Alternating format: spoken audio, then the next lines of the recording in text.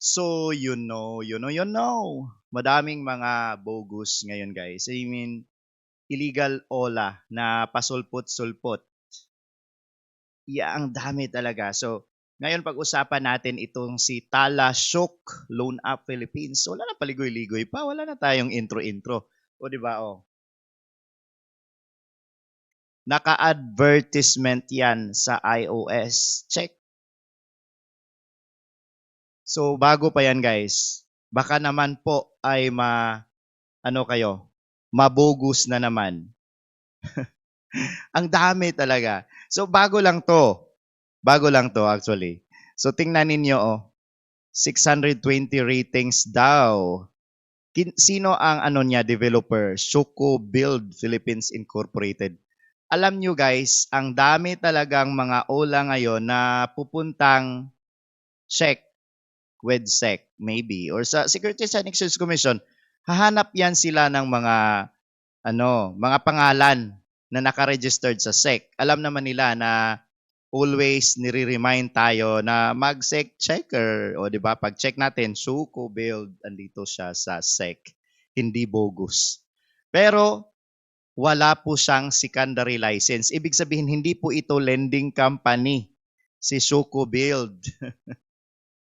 Alam nyo naman po lahat po ng mga korporasyon sa Pilipinas ay kailangan po merong lisensya sa SEC, no? So ibig sabihin ito po ay korporasyon, pero hindi po ito lending company. Kasi nga wala siyang secondary license bilang isang lending company. Pero hindi rin natin sabihin na ito po ang nambogus si Sukobuild. Ibig sabihin po nito na ginamit po siya. Possible siya na ginamit ng mga bogus. No? Katulad lang din yan kanina ng yung sa Mabilis Cash na OLA sa Google, hindi sa Google Play Store. Kasi sa Google Play Store, kakabanggit ko, legit po yun, Malilingning Corporation. Yung isa, ginagamit lang ang iba nga. Patingin-tingin sila ng mga pangalan dito pag pwedeng ma-check sa SEC checker. Okay, yan ang gamitin natin. So yan guys, Baka hindi kayo makatulog sa gabi pag inutangan nyo to. I-check natin yung mga ratings. O di ba? Fake, naloko ako. Nako. Oo.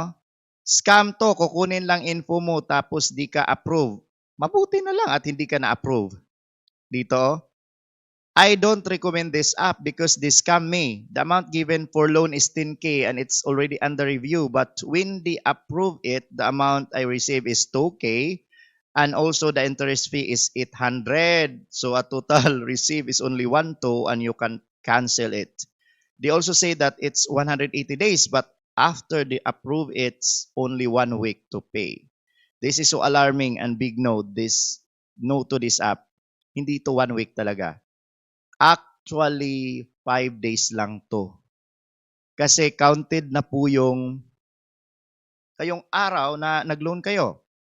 And then, 4 days or 5 days, manghaharas na yan. Simula na yan manghaharas. Oo. Sabi to, fake. The initial low interest is fake. Once approved, the interest is almost 66% for 1 week lang yan ha. Very high service fee. I got approved for 2,400 minus 1,000 for service fee. So I got 1,500. Then the repayment is 2,487. Diba? 2,487. The interest is 987 for 1,500 pesos. That's literally interest for 5,000 in other loaning apps. Bahala kayo. Joke lang. Pero pinaalala ko guys, wag po ano ba 'yon? 'Di ba ang iba kasi anong bago diyan? Anong bago na OLA? Ang iba nga hindi mo naman sinubukan. Bakit mo ni-review? Hindi ko na talaga susubukan, guys. Promise. Bumalik ako pero never na akong a-apply sa mga nitong OLA. I am giving you heads up. Alam ko na ang mangyayari. No need to try. Ang iba, ibabash ako. Hindi mo naman tinayan. Wala kang screenshot. Wala nga akong screenshot kasi hindi ko na to ita-try pa. I am giving you heads up. Kasi no to Ola farming ako. No to Ola farming. Let's stick to loan apps na hindi nang haharas, SEC registered. Bahala na kung siguro high interest basta SEC registered at hindi manghaharas at hindi bogus na tulad nito. I am not teaching anyone to try this one. Hindi ko sabihin na approve ako. Nako, approve pero 5 days, haras ka na. Hindi ka makatulog sa gabi. Okay, bahala kayo. Joke lang. Joke lang.